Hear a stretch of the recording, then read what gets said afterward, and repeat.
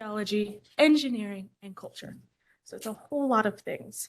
It was authorized by the National Historic Preservation Act of 1966, is the reason why we're all here today, as part of a national program to coordinate and support public and private effort to identify, evaluate, and protect America's historic and archaeological resources. And so later we'll talk about kind of what is a resource and what are the different resources that we can find. The National Register is administered by the National Park Service. And we, as the SHPO, we do commenting and we review these and send them through a process that we will talk about a little bit later. Eventually getting up to the National Park Service, who will then decide if it will be listed or not.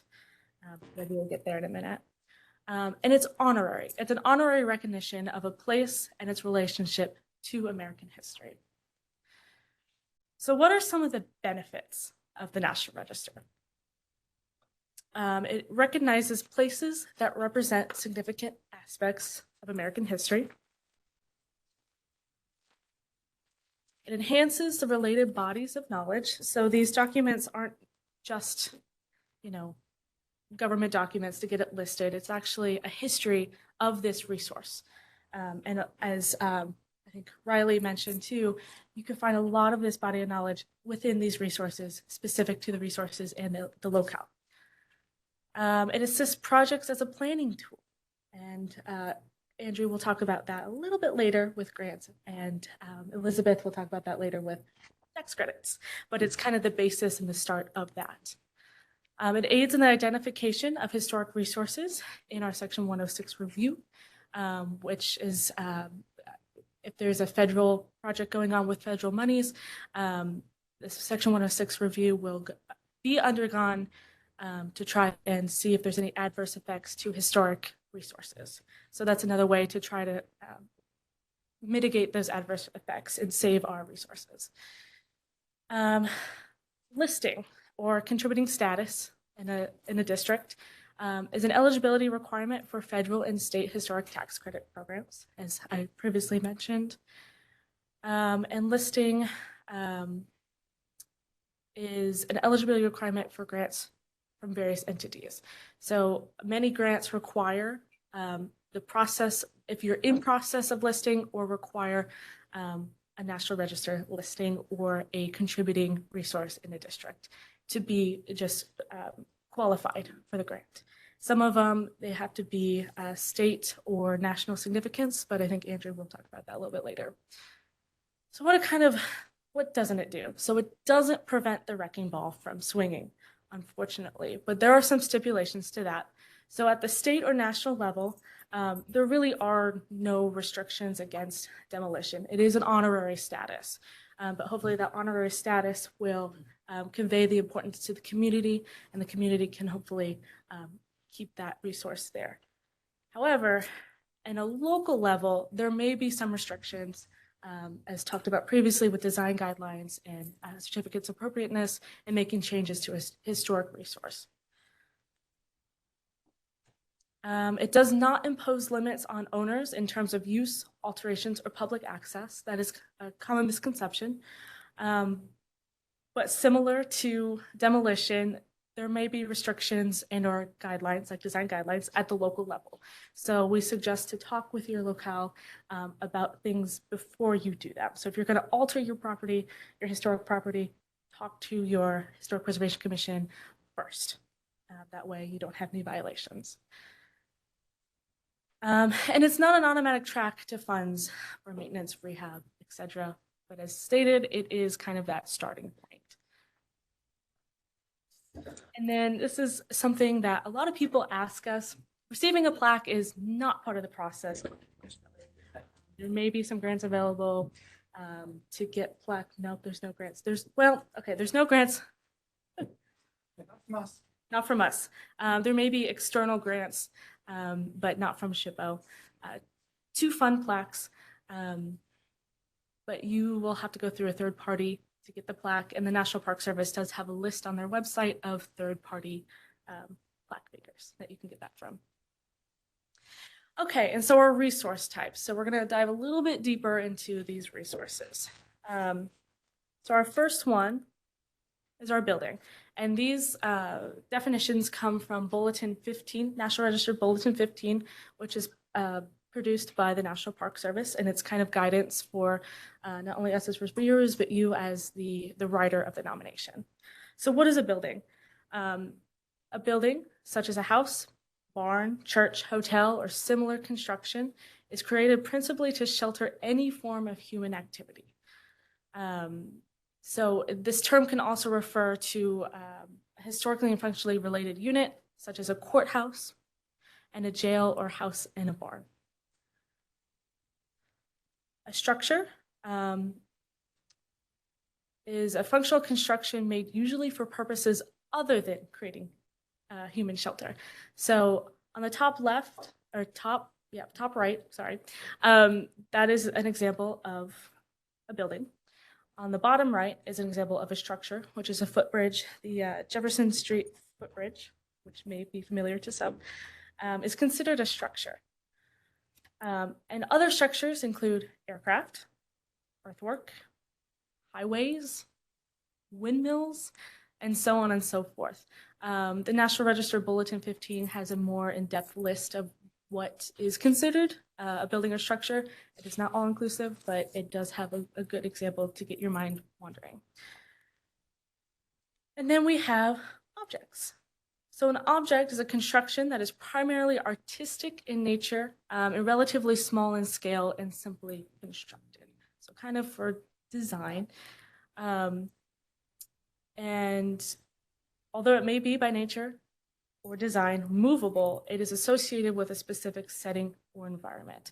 So here we see a cannon as part, it was a contributing object to a district. And this has significance to the surrounding area. Yeah, you can pick it up and move it, but it does have significance to its surroundings. So some examples can be fountains, sculptures, statuary, and so on and so forth. And again, you can look in Bulletin 15 for more. And a site, this is again directly from the bulletin, so bear with me, we can pick it apart in a minute. But location of a significant event, a prehistoric or historic occupation or activity, or building or structure, whether standing, ruined, or vanished, where the location itself possesses historic, cultural, or archaeological value, regardless of the value of any existing structure. So these are typically our battlefields, design landscapes, campsites. So they might not necessarily have a resource on them, but they are a resource in themselves. And so that's what makes them significant.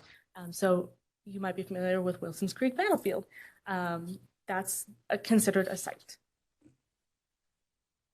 All right, now pass it off to Alyssa. All right. Well, good morning. I'm going to talk to you a little bit, and then we just kind of tag team back and forth. Allison, I know, is talking about, and she mentions these bulletins, and they're these, look at this. These are the paper copies. You can't get these anymore. There's like a slash, but everything's online, and we're going to show you a little bit about where you can find that. And then also when we're talking about going through this process, know there is forms, obviously, to fill out to get your property listed. But I'm going to talk to you a little bit about, is the resource eligible first? The one thing we ask that when you are looking at listing a property is to understand as you're gathering this information, and this comes right out of the bulletin, is that when you're gathering the information, keep in mind how it will fit into a final form. The form, first of all, is a record of the property at the time of listing, giving its location, defining its boundaries, identifying its historic characteristics, and describing the current condition. Second, it is a statement of how the property qualifies for the National Register listing. Claims for historic significance and integrity are supported in the form by facts about the property. And these facts link the property to one or more of the 4 National Register criteria, which we're going to talk about in a little bit, on one hand, and to the history of the community, state, or the nation on the other hand. So it is the resources and whether or not it's eligible. It's going to require some in-depth research on the resource using primary and secondary sources. It's going to be like using newspapers and historical societies and tapping into the archives and looking at those documents to like figure out what is this property significant for. And then you're also going to figure out by looking at these resources, how is it defined? What area of significance is it eligible under? Define why that resource is significant. And the bulletin has categories in this particular section when they talk about the area of significance. It has categories and it has subcategories of that. So it kind of helps you you look through the list and you go, oh yeah, it's this. Some of these categories are architecture and commerce, community planning and development, and ethnic heritage. So you're going to be able to look at that list and kind of determine where does this kind of plug into this resource. It's also going to ask you for a level of significance. You're going to have to define what that is. Is this property significant on a local level? Did it contribute to something on this local community level? Did it contribute to something on a higher level, such as a state level? Did it impact something, our course of history on a state level? And the same with national. Is it contributing to our history on a national level? So you'll determine these things as you go through. So as you're looking through your history, look at how is it going to fit into the form when you're looking through your research. Also, it's going to assess the integrity of the property and the nominated property. It's going to, the form is going to require you to look at the location, the design of it, the setting, is it still there? Is it what it was? How does it compare to what it was? The materials, are the materials still intact? And the materials that what they use, is it primarily the original or historic materials? Original would be what was applied to the building when it was built, and historic would be during that period of significance. Because when you look at a property and you see when it's significant, is it just significant at the time it was built because of what it is? Or is it like a span of time? Okay, say the Route 66. They used this Route 66 was used for a period of time, right? And then also we're going to look at workmanship. Maybe it's something about, we're going to look at the assessing the integrity of the workmanship, the feeling of, does it feel like it was? Does it still convey what it is? And then its association and how it was associated. And then we're also going to ask you, if you contact us and you say, hey, we've got this property, we really like it. And we always take questions, always at the SHPO office. Please contact us. This is a arduous task, is to nominate a property. And one of the things that we always ask people to do is to consider giving us an eligibility assessment. So you're going to go out, you're going to get your research together, you're going to put it together, and you're going to submit to us, hopefully, an eligibility assessment. This is a very small task in comparison of doing an entire nomination. So an eligibility assessment, it's a form, it's only 3 pages long. We ask that you give us a little bit of information with that. It allows the SHPO office staff to comment on the potential eligibility of the property. It can be submitted for like an individual resource. It can be submitted for a group of resources, less than 10. You might have something like a few buildings. So they can be compiled, it can be 10 resources. It doesn't have to be all buildings. It could be a building, a structure, an object, 10 resources. Those are each individual resources. And then this comment period, or this, the staff can only comment on what is provided. We may think, there might be more of this, or we might know more of this, but don't assume that we do this particular topic or this particular type of resource. We have a statewide of resources, and there's no way all of us can understand the significance and the areas and periods of significance of all of these resources that are out there. So what we're asking is that you give us all the information we need to be able to do a complete assessment about that property. And part of that is giving us some interior and exterior photographs, some current and historic site plans. And this would be like those boundaries that kind of change around. Say it was this size, and then it was this size, and it was that size.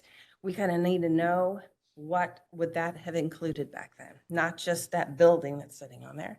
And we also need to know your research findings. What have you found so far? How do you feel is it significant? We ask that you submit this to us prior to that National Register nomination.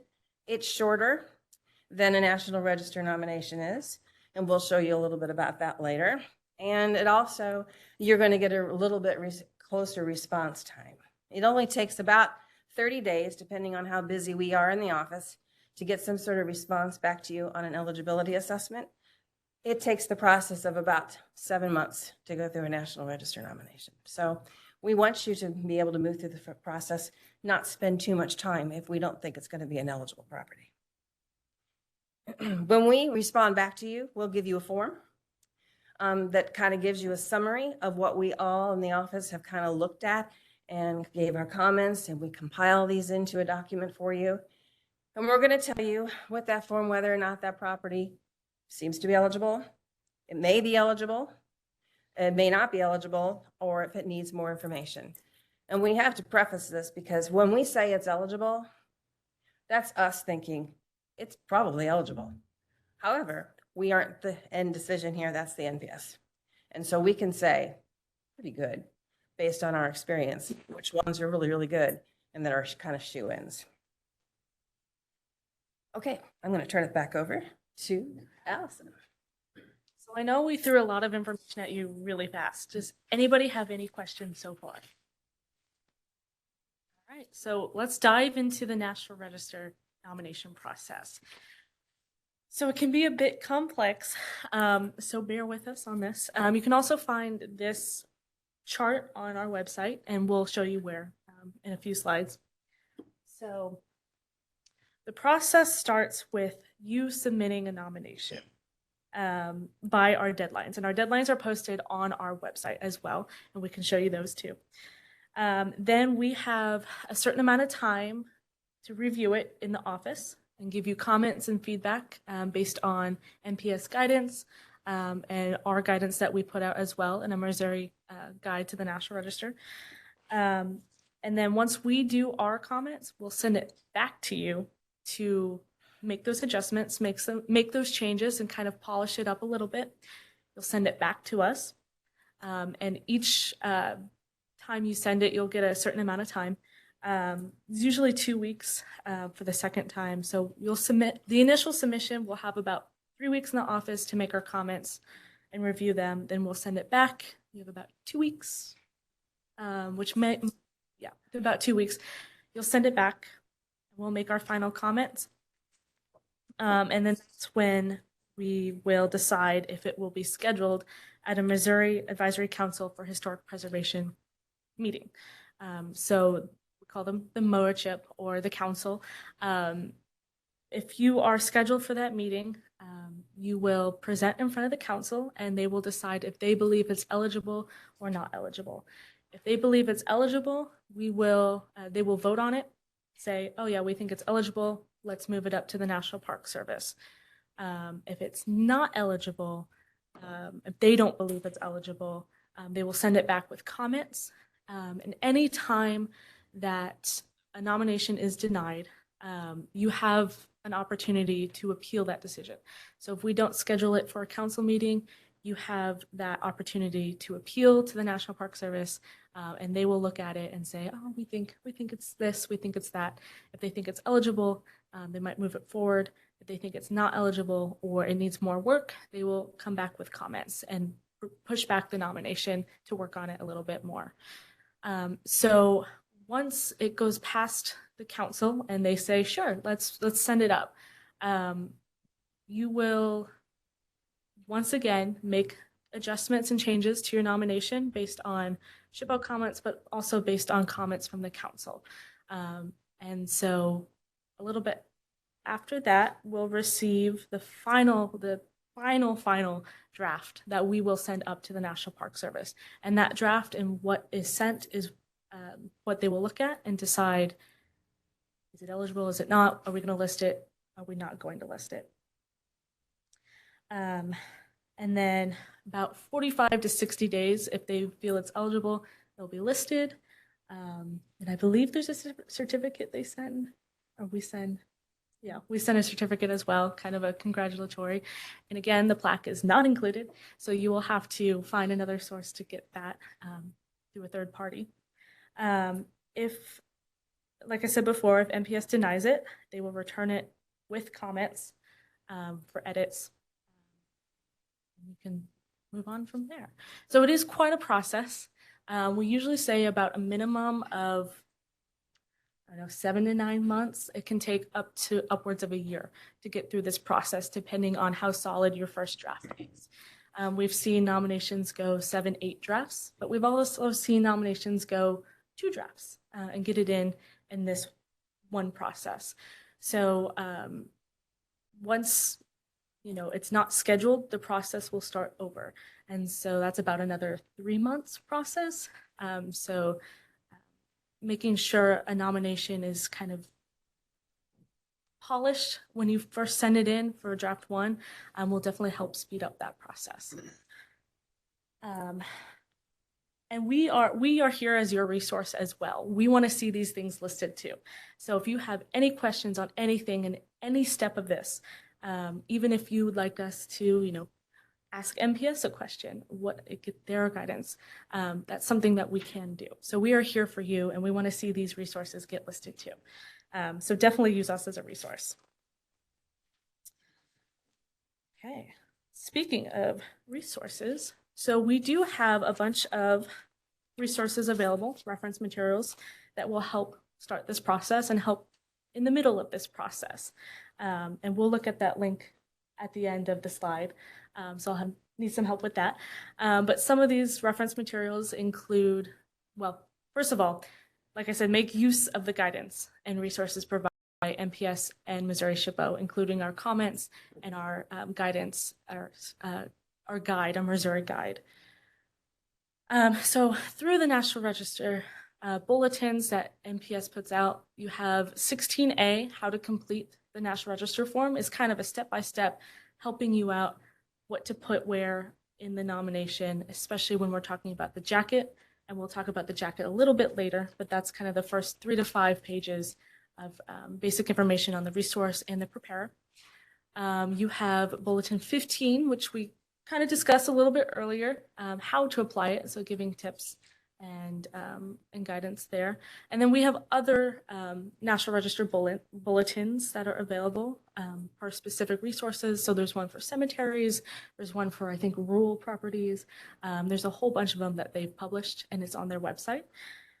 And then there's also guidance that they publish quarterly. And this is updated information to kind of help this process go a little bit smoother.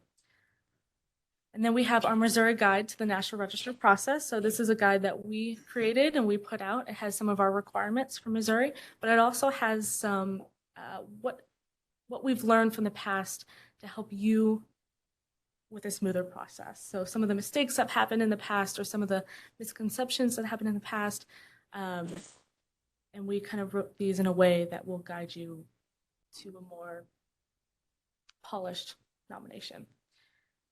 And then we also have the National Register Nomination Technical Checklist. So the technical checklist is something that we use when we first get the nomination into our office, just to make sure that the nomination has every part it needs. And it allows us, if maybe you're missing photos, it allows us early on in the process to say, hey, it's not too late. We just need your photos. You can send them by a certain date. And then we can move on with the process. So we don't have to stall that process and make you wait another 3 months to start over. And if you want to go ahead and click that link. So this is our website. We're part of Missouri State Parks. And if you want to scroll all the way to the bottom, so this is the National Register page. So scroll up just a little bit more. There we go. So there's that flowchart that we were just looking at. And then below you'll see all of these linked files. So we have everything from the form that you need to use to our Missouri guide to that technical checklist as well. And at the very bottom, if you want to click that very last link for the National Park Service, so that is National Park Service's National Register page. And if you want to go ahead and hover over guidance at the, and then hit publication, so 2 down, that's where all of these guidance, MPS guidance links are going to be. So all those other bulletins and those quarterly updates as well. So we suggest perusing through those. Those might help with your process. But yeah. We could go back to the presentation. I think that should be it for that. So there are plenty of reference materials available. And of course, I said before, we are also a reference material you can use. So what makes up a nomination? So we talked about, what you can find to help you write it, but what's in it? So we have the jacket, as mentioned before. It is the first 3 to 5 pages of the nomination. And it is basically basic resource and preparer information. So address, coordinates, your name, and things of that nature. And it also, and we'll talk about this later, but it also has the criteria, what criteria we're going to use, what resource type it is. And it's kind of a fill-in form. And then you have the continuation pages. So section 7 is going to be your architectural description. 7 and 8 are kind of the meat and potatoes of the nomination. So 7 is the discussion of the physical resource or resources. 8 is the historic context and justification for the case for significance. So it's going to be your argument for significance. Why do I care about this resource? So it's going to be your research and intertwined with, that argument for significance. 9, bibliography, kind of self-explanatory. Section 10 is your boundary information. So you'll have boundary justification, possibly historic boundary information, and a verbal boundary description.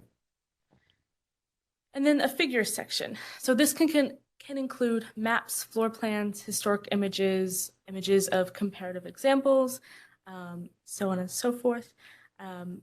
We do have a list of requirements you can find in the Missouri Guide of which figures we do need, including context, maps, current floor plans, etc. And then photos. So photos need to be representative of the entire resource and formatted per requirements. Those requirements, it needs to be TIFF file at 300 DPI. And then we do have a size range that you can find on the Missouri Guide. Okay. So let's dive a little bit further into the nomination. So section 7, like I said, is going to be your architectural description. So we do suggest consulting the Missouri Guide and National Register Bulletin 16A on what to include in this section and within the subsections. So some of these subsections are the summary, the setting, the architectural description, any other resources that are on the property, and integrity statement. So the setting is kind of that feeling and kind of where it's placed. So does it feel like this in a bustling city, probably a main street, or does it feel like this? It's kind of more off rural in a wooded area. So that's one thing we like to read in that setting. Okay, and the architectural description. So section 7, essentially the architectural description, it's going to identify if the materials or the alterations made are original, historic, or non-historic. So original is it was there when the building was built. Historic is it's within the period of significance that Leslie discussed a little bit earlier. And non-historic is an alteration made outside of that period of significance. So for example, if you have a house built in 1862 and you put on, 1960s sunroom, and the period of significance does not go past 1900, that will be so it needs to be described in a logical flow that unfamiliar readers can follow. So the reader base is not just us as the SHPO, it is also the general public. Make sure you write it in a way that uses, proper architectural terms, but also is anybody can read. So discuss the facades, the elevation, level by level, elevation by elevation, and also the interior. We do need an interior description, so it's best to do that room by room, level by level, floor by floor. Just do it in a pattern that makes sense and make sure it's the same for each elevation description. Be very, very detailed. Ensure the reader can pick out your resource from the lineup or be able to draw it and be reasonably close. So we don't always have photographs that will go along, in the future. So if what we mean by very detailed is if I have a description and I walk down the street, I should be able to pick out the house based on your description. And we'll actually get into that in a minute.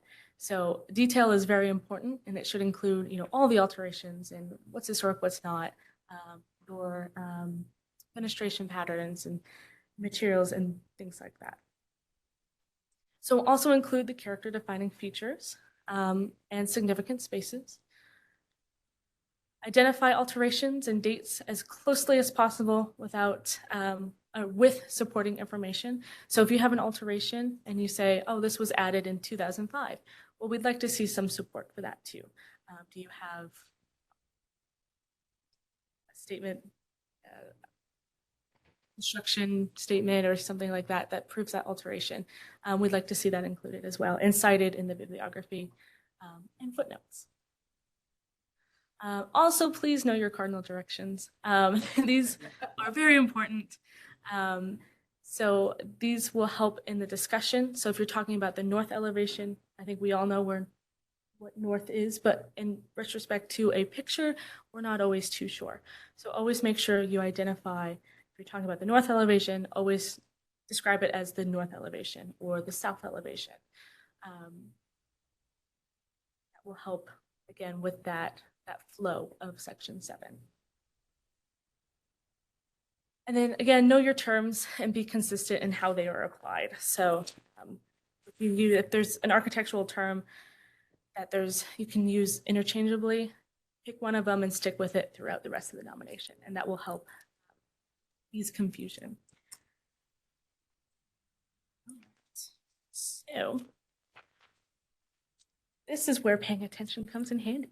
So we're going to play a little game here about architectural descriptions. You might be able to see it better behind you. You might be able to see it better here. But I'm going to read to you an architectural description and see if you can point out which resource I'm talking about. So this is a 2-story square building featuring 1/1 windows and a covered porch with steps. It has 3 bays or openings and a roof with a gable. It is made of brick and has a symmetrical facade. So based on that description, what are we thinking? Which building do you think it is? You can just shout it out.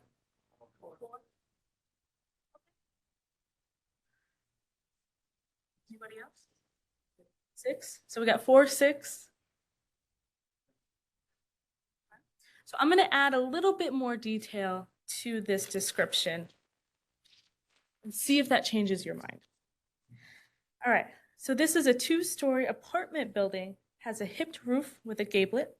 The 3-bay symmetrical facade features paired vinyl replacement 1/1 windows, flanking a central entrance on the first floor, which might be hard to see, and similar paired windows on the second floor, flanking a single 1/1 vinyl window.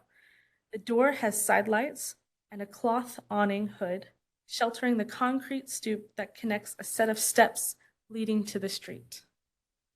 So with that description, what are we thinking? 2? You would be correct. It is 2.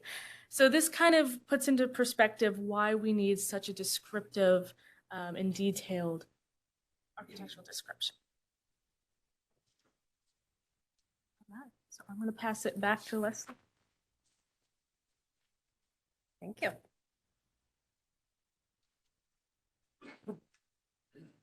Okay, so I'm going to talk to you a little bit about National Register criteria.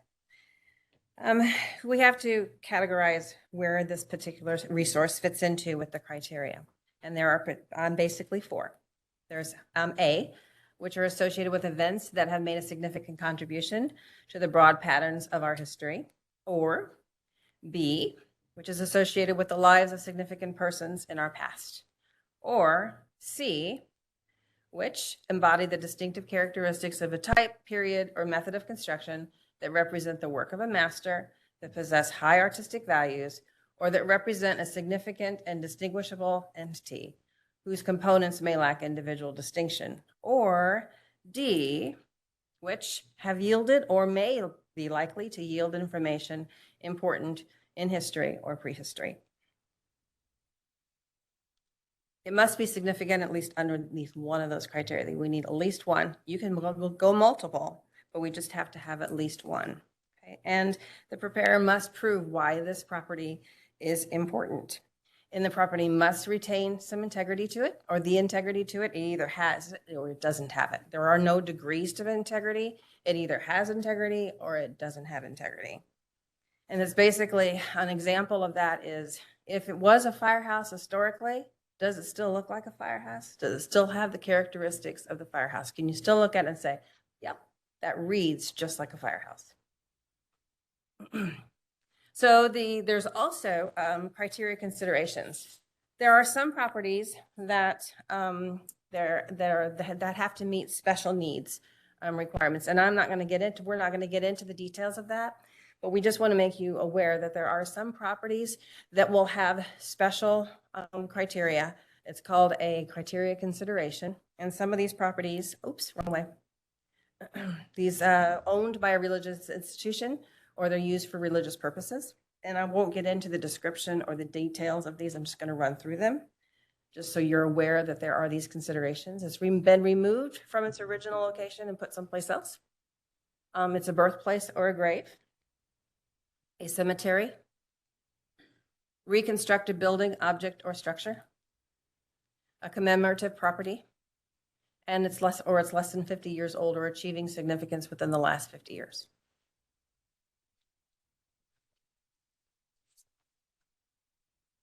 Okay. We're going to look at the statement significance now. The purpose of this section, this is section 8. This is the other, she's got the meat, then I have the potatoes, whichever way you want to look at it. The purpose of this section is to describe why a property is eligible for the National Register and provide a history by which to evaluate its significance.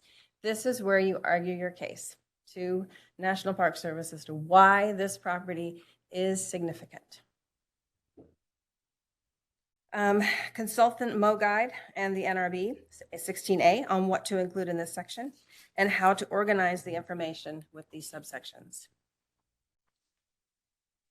Part of these subsections, there's 3 parts. There's the summary, which basically kind of it captures everything that you're going to talk about in the rest of this particular section.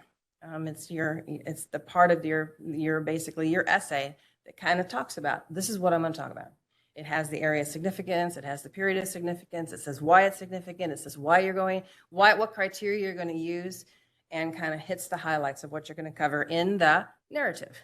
Okay, and then at the end of the narrative, you might have to compare these properties. You're going to have to compare this property to other properties like it, so that we can kind of get an idea as to, oh yeah, it's significant because it's the only one that does this, or it does this. It conveys this the best. And then there's also the conclusion that kind of ties everything up into that section 8. Okay.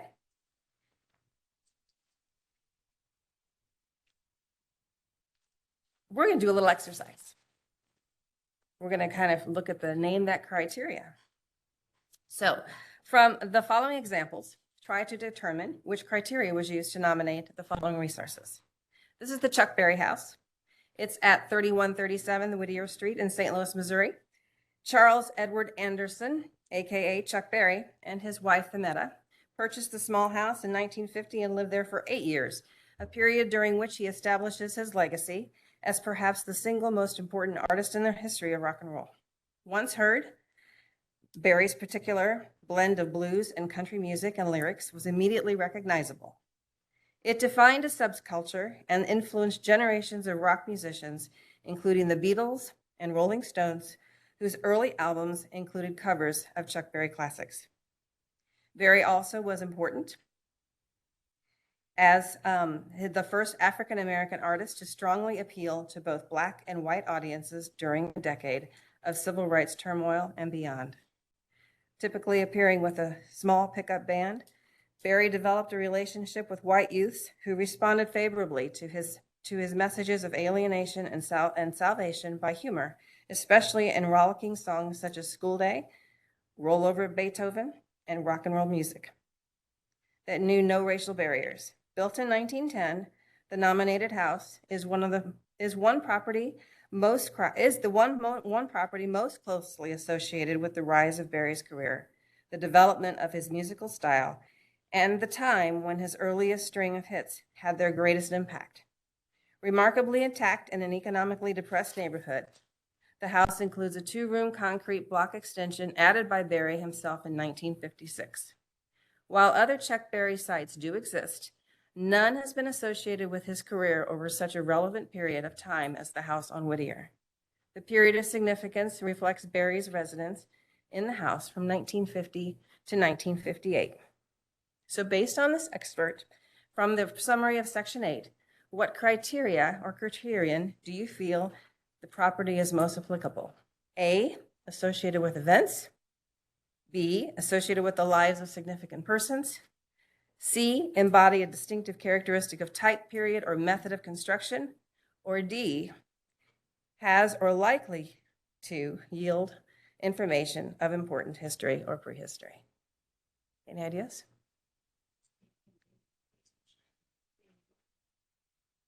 Okay. The answer is B, in the areas of performing arts and ethnic heritage for Black history. It was also nominated as at a national level of significance because of Barry's transcendent importance of a rock artist. So the next one. This is Boots Court.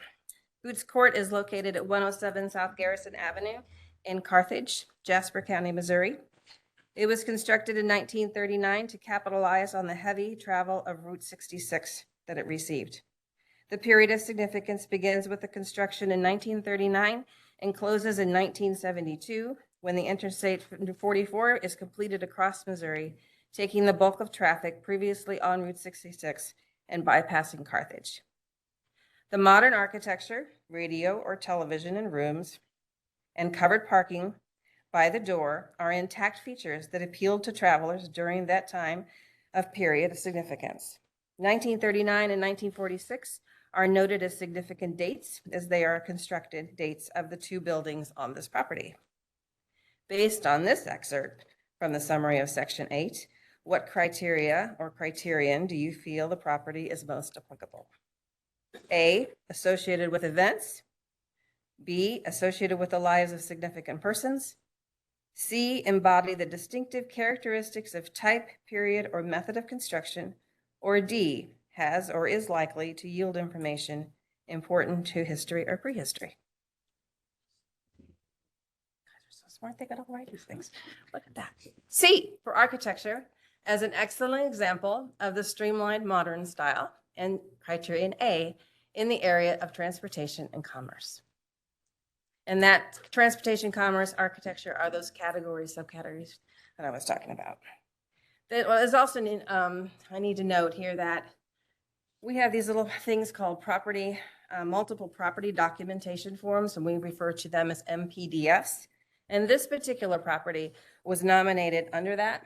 And basically, it's a nomination that groups related resources and some significant properties. In this case, the Route 66 corridor was associated in the nomination. It was nominated under that MPDF, which is basically a good research document.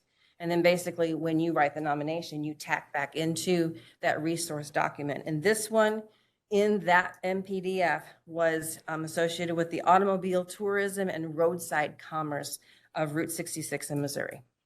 Another thing to note about MPDFs, they sometimes have their own requirements as well. Mm-hmm. So those requirements must be met as well as the regular National Register Right. And then this particular property, the requirements of the lodging property type, subtype, motor courts and motels it has a certain set of rules, just like that criterion consideration. There's a certain level of rules that need to apply to the property to get it listed. Okay, last one. This is the Kimmswick Bone Bed in Mastodon State Historic Site at 1050 Charles J. Becker Drive in Imperial, Jefferson County, Missouri. For over 140 years, the remains of extinct Pleistocene vertebrates were known from the Kimmswick locality. The Kimmswick bone bed was first excavated in 1839 by Albert Seacoke, unearthing the remains of the Mammut americanum, the American mastodon. From 1940 to 1942, excavations by archaeologist Robert McCormick Adams from the St. Louis Academy of Science were sponsored by the Works Progress Administration. He recovered additional fossils, but few artifacts. In 1979, paleontologist Russell W. Grand, PhD, of the Illinois State Museum, provided the first solid evidence that of its coexistence of humans and mastodons when a stone Clovis-type projectile point was found in association with mastodon bones. This was the first site in East North America where this association was conclusively demonstrated. The Kimmswick bone bed is important in the history of archaeological discovery, as well as a rare example of the stratified Ice Age Paleo-Indian Clovis culture hunting activity. It is one of the oldest archaeological sites in Missouri, over 10,000 years ago. Presently, the Clovis culture is the earliest well-documented Native American occupation of North America. Based on the information, what criteria or criterion do you feel this is most applicable? A, associated with events. B, associated with the lives of significant persons. C, embody the distinctive characteristics of type, period, or method of construction. Or D, has or likely to yield information of important history or prehistory. D. Criterion D, for archaeology, due to its archaeological and paleontological significance of the prehistoric period. It was nominated for a national level of significance.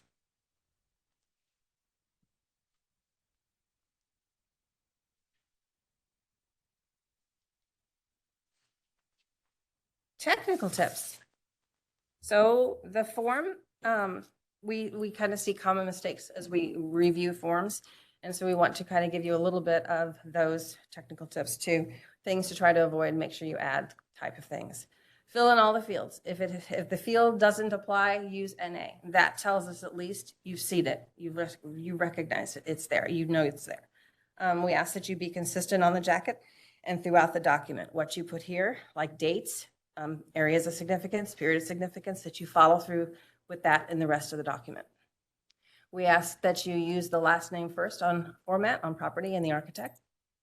Use the latitude, longitude coordinates to the 6th decimal place. A lot of the mapping things will give you it to the 5th, but we want it to the 6th. Acreage determines the number of the points. Basically, if you have a bigger piece of property, we want you to kind of do the corners of that of the property. But if it's like one particular structure on a corner lot or in the middle of a lot, just one point will do. Also, remember to fill in the headings. Each page of the form has a heading on it. We just want you to make sure and go through, make sure all those headings are filled out completely. It's something that's just a consistent concern. And then the form is created to expand with the text as you enter the information. So please use the form that is on our website because it's kind of formatted with our stuff already in it. And we work with it really well, and it's in Word format. So we would send that back to you in a PDF so you can make changes, but please use the form that's there. And then we ask that you cite sources in the footnotes, the bibliography, and the figure descriptions. And figures are basically where you would add, say, a map or floor plan, or you found this newspaper article that you want to put in there that contributes to the significance of your case. Questions so far? We've covered a lot of information. And I know it seems like a whole bunch of information, and we know we're kind of talking a little bit over your heads with terms and such, But the Missouri Guide and the publications of the National Park Service, once you get into that and you start navigating through that and looking over the resource, it's going to make a lot more sense to you. And again, we're here to help you with that.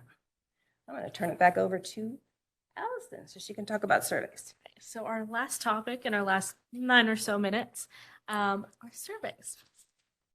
So this is a little bit of the form.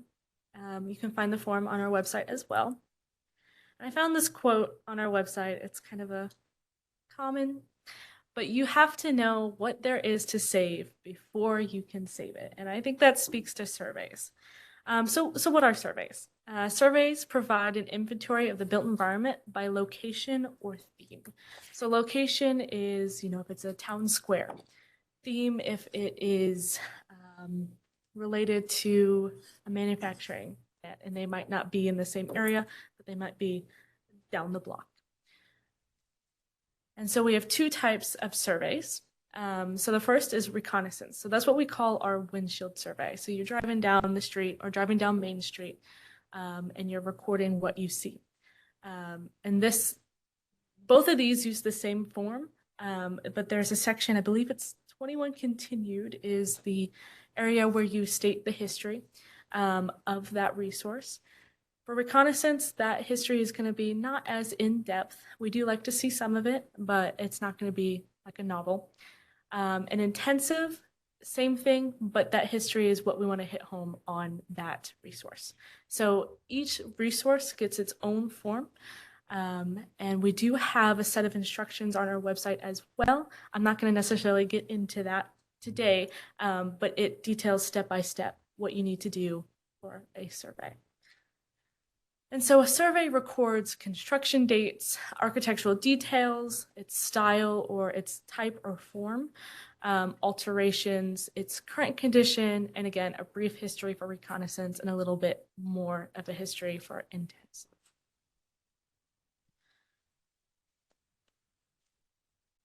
It also provides the groundwork for potential National Register districts and sort of certified local districts. So National Historic Districts go through that nomination process, and it's 2 or more buildings that are significant to each other. And again, it's nominated with the same process as the National Register. We also have certified local districts, which are locally designated districts that have been certified by the National Park Service because they've substantially met the National Register criteria. And these are typically found in St. Louis County, and Kansas City. That's all we have on file thus far. And those can be found on our website. It's nationally recognized as certified, but it is also eligible for tax credits. So that's a big part of that.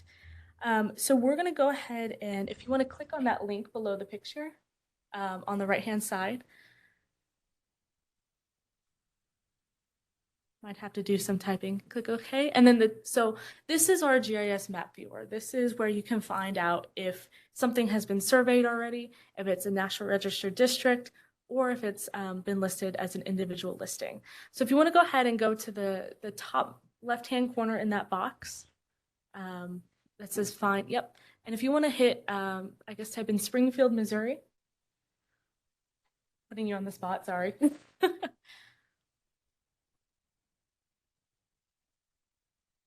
So it will take you to Springfield. And one of the fantastic things about Springfield is you see that giant yellow polygon or blob or box, whatever you want to call it.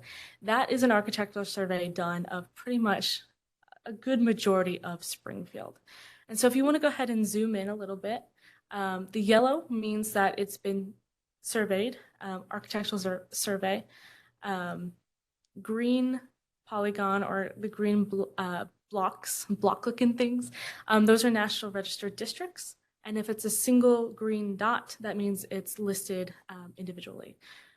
So if you could click on one of the little green dots, doesn't matter which one, it will pop up with some information about the nomination. And you notice at the top, it says 1 of 2.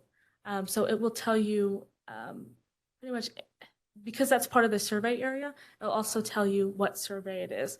So if you want to go ahead and hit the small white arrow in the top right of the box, yep.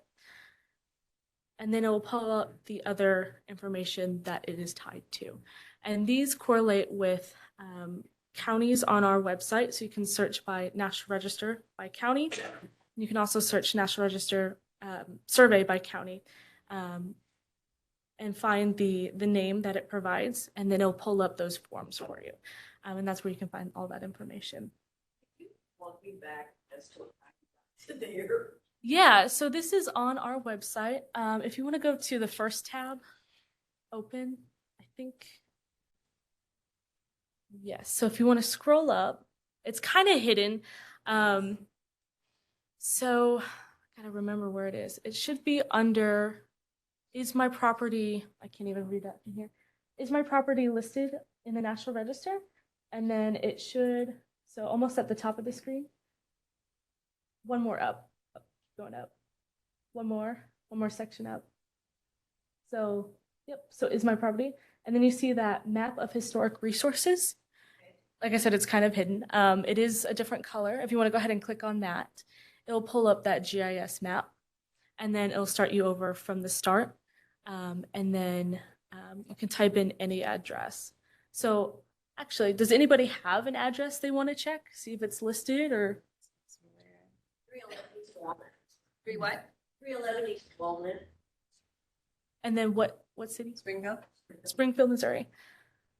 Sometimes they'll try to take you outside of the state, but we only have data for inside Missouri. So if you do something in Kansas, it's not going to show up. Oh, well, looky there. It Okay. is a There you go. National Register district. So, And so if you click on it, it will pop up that information and give you the district it'll tell you information. yeah, all the surveys, all the EAs, anything that's linked to that resource that we have in the office. Within, yeah, most. I'm just going to say most. Are the surveys just done once and done, or do they need to be updated? So, yeah. And will that give us that information as to If when it- the survey was done? Mhm. Yes. It will. Was Yes. And we then- have, date and you need to review it. How do we find that out? so yeah, so if we have, let's say we have somebody who decides, oh, there's more to this district outside of the boundaries, let's survey that. You can submit additional documentation and go from there to increase that boundary. Some of these surveys have been done in the 80s and have not been updated. Those are kind of, those forms, they kind of surveyed what they wanted to survey back in those times. So those aren't all encompassing. So what we do ask when you survey is to include every resource within those boundaries so that we can have a more complete, easier to read, easier to use survey. But we don't update them. It's up to, if the city or an individual wants to update them. And it is possible to do an update. Same with national registers. You can add amendments to them or addendums to them. Did anybody else want to look for an address?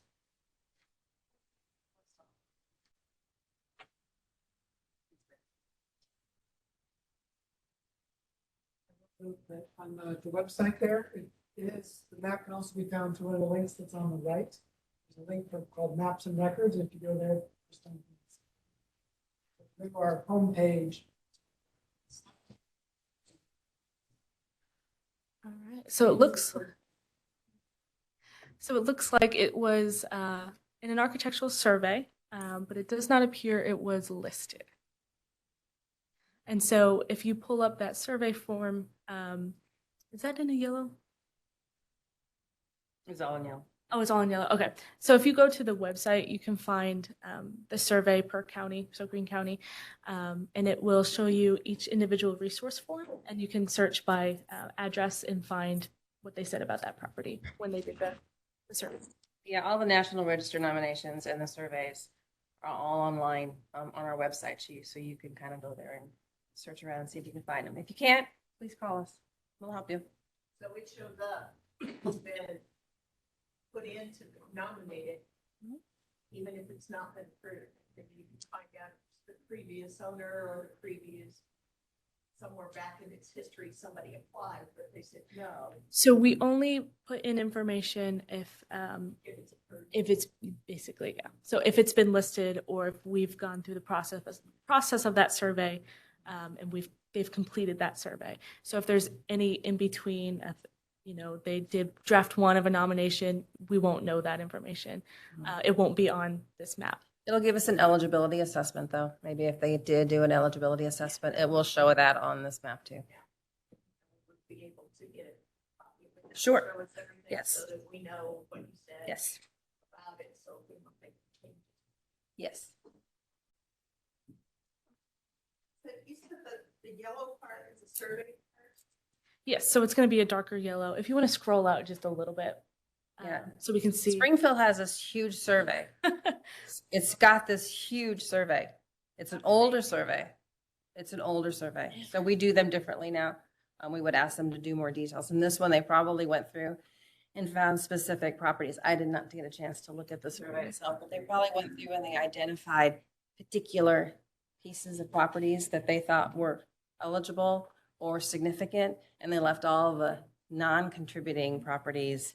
There's either contributing or non-contributing, and they probably just did a survey, a general survey. It could have been like not an intensive survey, just a reconnaissance, which doesn't require a whole lot of information to be gathered on all the properties. Probably the battlefield. be included in that. I don't. No, I don't believe think it so. I think that's further west. From my understanding, the city of Springfield did that in the 80s and. Yeah. Properties within this Within boundary, this so not boundary. every structure within this yellow area is in that survey, but it's a huge document. It is. And so you would come to us and say, we want to do this on somebody, so that we would say, no, you have to identify every property, which means that box is probably going to go down to something a little bit smaller. So if you're looking for, I know there was some, what's our history rock survey, but you don't know the address. Can you just use this GIS layer map? Something like this. So, It's our history. It's our rock structure. you can't do that with this GIS map, but we do suggest to go to the surveys by county, and if it's in the survey name, it might say it there. You might have to click through the surveys, but that's probably where you should start to look for that. We don't have it searchable by keyword, unfortunately. But a lot of the survey reports will have a map of the areas. Right. You can control search those. Yes, we have 2 Ozark Rock surveys and then 1 MPDF. Thanks to that. I know a lot about rocks. Well, that's our time. Is there any other questions? All right. You can also find more information. We have some of the links on these half sheets, one for National Register, one for the survey on that table over there, as well as our business cards. So if you have any questions, don't hesitate to contact us. We'll turn it back over to Andrew. Thank you, Leslie and Allison. I also wanted to add that this is very loud. I wanted to add that Leslie and Allison will be sitting over here at this table all throughout the lunch period. If you have questions about, Look at the bulletins if you'd like. I'll have them over here. if you have questions about National Register, you should ask them as soon as this session is over, because then after lunch, the 2 of them are driving back to Jefferson City. The rest of us will be around for the rest of the afternoon and can take your questions after the symposium. So now I'd like to reintroduce Andrew Dial, our grants manager, and he's going to talk about grant funding sources that are